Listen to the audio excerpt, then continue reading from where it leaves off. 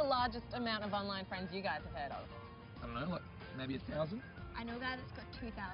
2,000? Are they all his real friends? Yes. Friends. His Yeah, friends. yeah, but I mean, has he met them all in person? Wait, so for a person to be classed as a real friend, you have to meet them in person? I think he just likes collecting them, you know, like the more friends he's got, the cooler he thinks he is. Or the more randoms. It's okay to have randoms, but I mean, I'd want to have my privacy settings on. Yeah. Monitoring 2,000 people in your privacy settings? No way. But then he's sharing the same photos with his girlfriend and his dad's best mate. Yeah, that could be very interesting. Very interesting. Oh yeah.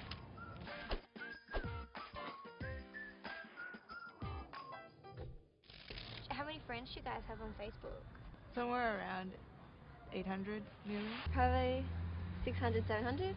I've got like 700, so too many, probably. I used to just add anybody that added me on Facebook. Do you guys do that? Did you just add anyone? I or? have to have met them when I Yeah. do it. I have to know. Yeah. So how do you check? Do you go onto their Facebook to see who it is? Yeah. Say like mutual friends. Yeah. So Yeah. like if you have like only like 10 mutual friends, then it's like, well, I don't really know this person. But if you have someone with like 200 mutual friends, you'll be like, oh, I've probably met this person. But you have to kind of go inside and find out who they really are. Yeah. If they come up on friend suggestions, right, and there's like 200 mutual friends, and I guess I kind of feel obliged to add them. That's how I feel. But generally, if I don't know someone, I would never add them. Like, Why do you feel obliged to add them? because like you feel like everyone, like all of your friends know them, so you feel like, oh, maybe I have met them somewhere, or. Do you know them all? I've met most of them, but You've met a lot of people. I've got a really bad memory. I've got to meet someone more than 5 times to remember their name, Yeah. so probably not.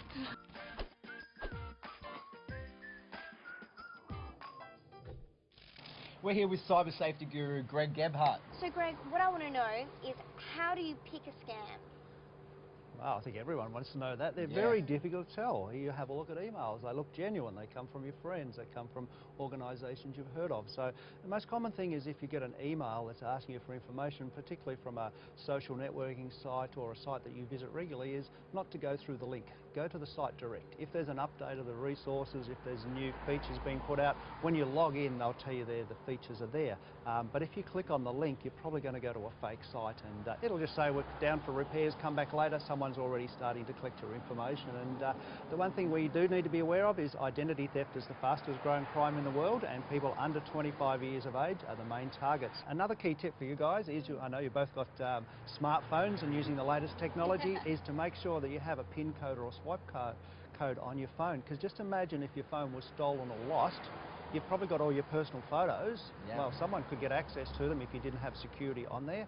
You've probably got perhaps even online banking starting to think about that. Someone could get access to your bank. Most people have their Facebook or social networking sites automatically logging in from their phone. Yeah, Someone well, has I definitely do, Greg. I've got, as soon as I go into my phone, it's already running up for me. So, yeah, if anyone just picked that up, they could get into my bank account and look at all my photos. But even more, imagine if they got into your Facebook and pretended to be you and sent messages out to all your friends, which were, you know, rather inappropriate. What would people think of you? I've got my mum on there. I've got my dad. Okay, yep. Hey. PIN code is going in. All right, Greg, that is really, really helpful and definitely got me thinking. How about you, Kylie? As soon as I go home, I'm putting a PIN code on my phone. I'm going into, you know, my Facebook, changing my security settings. It seriously opened up my eyes because I didn't realise how important internet security safety was.